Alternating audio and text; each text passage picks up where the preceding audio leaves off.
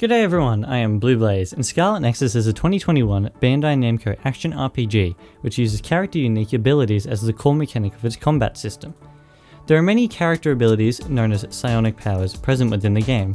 Whether usable in combat, shown in cutscenes, or put up against the player in battle, the powers vary in strength, versatility, and combination with other abilities. Therefore, in this video I will be ranking all the psionic powers shown in the game that I know of from my least to most favourite. Please note that this list is quite subjective. Many of the rankings will be based on my opinion and bias towards the specific ability as opposed to any specific scientific or evidential information about them. I may use that information to sway my opinion, however. The list ultimately comes down to my thoughts on the ability. With the opinion disclaimer out of the way, here is my ranking of Scarlet Nexus's psionic powers. Number 17, Precognition. Specifically referring to Naomi's short-term precognition, as I believe it is the only time the ability is seen in the game. By what is seen in the story, Naomi's precognition is only mildly useful in very specific situations. It does not increase the power or skills of the wielder, and by what I can tell, the ability only works for an extremely short amount of time, or is wildly inconsistent with how it works. It is quite possible Naomi would have needed to master it a little bit more, however in her current state with it, I'm unsure how she was scouted for the OSF when compared to some other characters who were not, and the strength of their abilities. Number 16, Mental Response. Used by the twins Wataru and Haruka, Mental Response is a somewhat vague and unexplained ability. By what I can see, it appears to be somewhat related to telepathy, however the user cannot read minds and only speak to people through their minds. It appears to be a somewhat unexplored ability that is only useful when unable to use the brain talk ability admitted to OSF members. Number 15, Sonikinesis. Shown in battle with Kodama Malone, Sonikinesis, as displayed in the game, is the ability to turn sound waves into a physical property. Honestly, I'm not sure if I have much to talk about with this one. I'm not sure how it works, nor do I feel it has much versatility unless it is fleshed out in a future game. The reason it is placed at 15 is because in the battle with Kodama it is shown to be quite a powerful ability, however. Number 14, Invisibility. Kagura's ability, Invisibility, is quite useful when a mission requires stealth or some sort of surprise attack. However, the ability does not add anything to the user's skill or power level. People such as Kagura can effectively use this ability due to their own skill and battling prowess, rather than anything their power helps with. Although useful, I feel it does not compare quite as much to other abilities higher on the list. Number 13, Genesis. If Alice's ability, Genesis, was further expanded on, it might be much higher in the list. However, as it is quite vague, only being shown briefly in a single cutscene, or maybe two, I'm not sure, I'm unsure how it would perform and its limitations. I think the basic idea of Genesis is the ability to create objects from nothing, or maybe particles of air in the area or something. I'm unsure.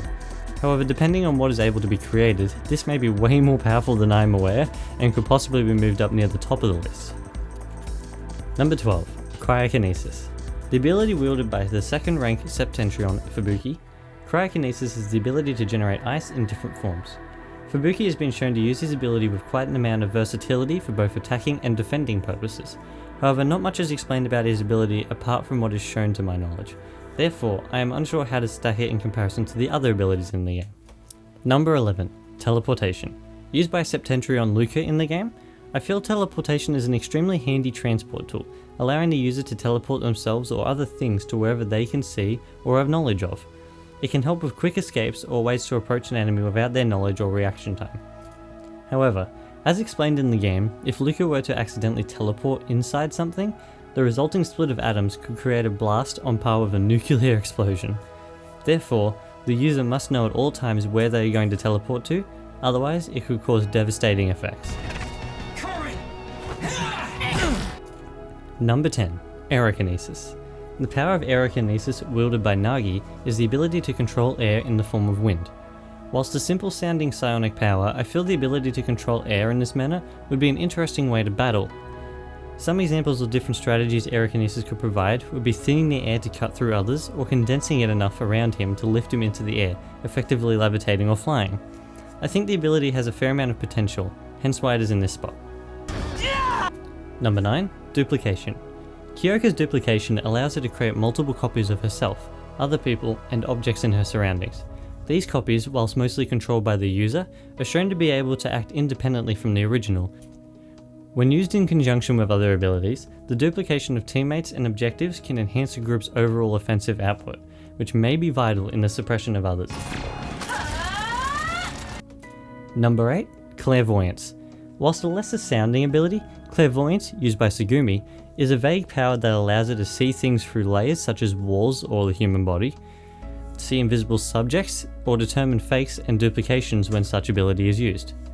Throughout the story, it is as well shown that the ability gives Tsugumi a heightened extra sense that allows her to detect attacks or incoming people and enemies that have not come into her sight yet, similar to precognition in a sense. This may be the ability that is shown to be mastered the greatest by its user in the game, as she employs it with extreme versatility both offensively and defensively. The power is quite useful in teamwork applications as well, allowing the user to employ tactical information such as enemy statistics and placement, as well as spotting locations for Luca to teleport to. Number 7. Transformation.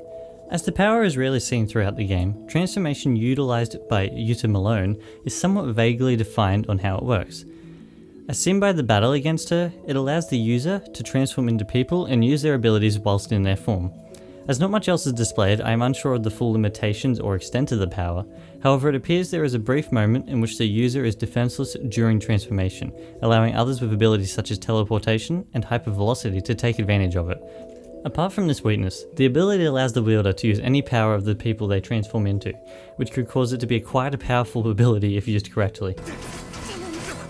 Number 6. Pyrokinesis. To be honest, I feel the reason I placed Pyrokinesis, as used by Hanabi, as high as I have on this list is because I quite enjoy the power, rather than it being as strong as some of the others. Whilst it may not be as powerful, I feel it is good as an offensive move when attempting to have a consistent damage output on enemies. The power can as well be used for lighting, heating, melting, and welding if the temperature is turned up high enough by the user. Number 5. Sclerokinesis. I feel Sclerokinesis, used by Gamma, is an extremely powerful attack and defense tool. Covering the user with a steel-like material, Sclerokinesis makes them seemingly impervious to any attack whilst keeping their mobility. The power can be used to strengthen the user's attack with the added hardness of their blows on enemies.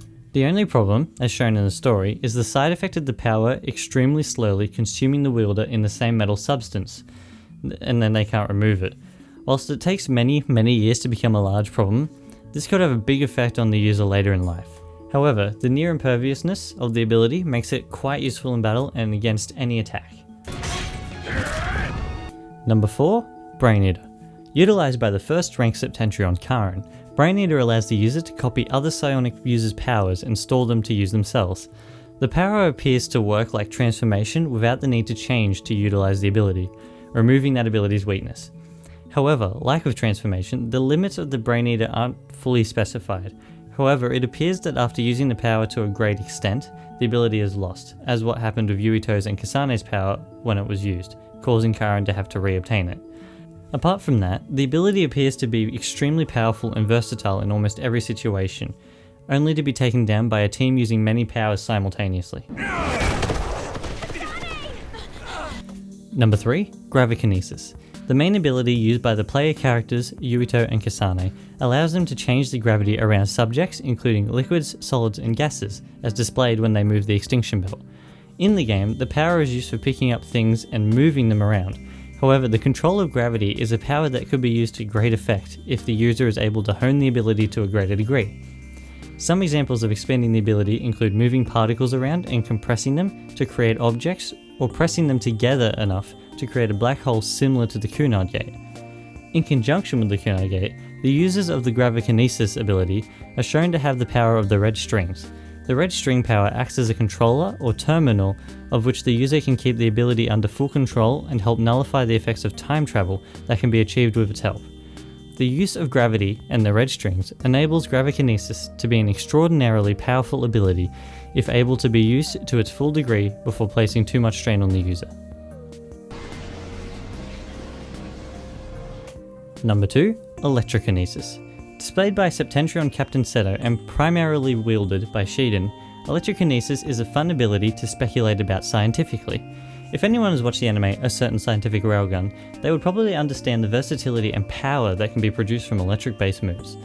For instance, if Shiden were to create a strong enough moving electric charge, he could use his ability to magnetically attract materials from his surroundings. A way to increase his ability would be to have his batons made out of ferromagnetic materials or contain a ferromagnetic core. It would allow him to increase his electromagnetic abilities, whilst giving him a way to more easily direct and control the materials he is utilizing. For further versatility, without going too much into the science like I did with the last one, if he is able to learn how to focus and output much more power, he could possibly fire things at extremely high speeds. The way in which Shiden may be able to improve and apply physics concepts to his power could make him extremely versatile and powerful in battle when comparing his ability to the majority of other psionics.